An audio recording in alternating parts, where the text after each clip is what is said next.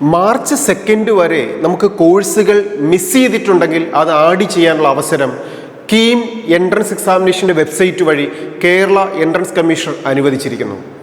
എന്തൊക്കെ കോഴ്സുകളാണ് കീം വഴി വരിക?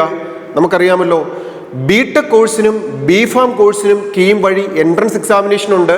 മെഡിക്കൽ സെക്ടറിലെ മുഴുവൻ കോഴ്സിന് അഡ്മിഷൻ ലഭിക്കാനും ആർക്കിടെക്റ്റ് കോഴ്സുകൾക്ക് അഡ്മിഷൻ ലഭിക്കാനുമുള്ള single window online registration processing ആണ് കീം എന്ന കേരള എൻട്രൻസ് കമ്മീഷന്റെ വെബ്സൈറ്റ് വഴി ckerala.gov.in എന്ന വെബ്സൈറ്റ് വഴി ആപ്ലിക്കേഷൻ പ്രൊസീജിയർ വിദ്യാർത്ഥികൾ സബ്മിറ്റ് ചെയ്തത്.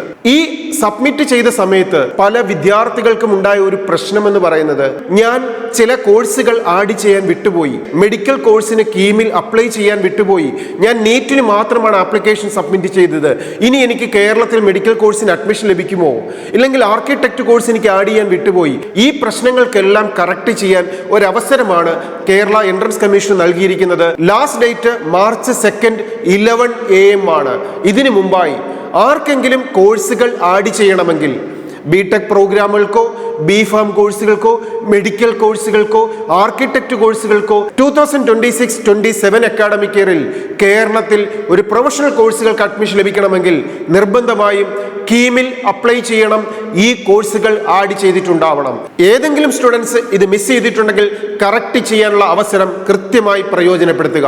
Study well, enjoy your future. All the best.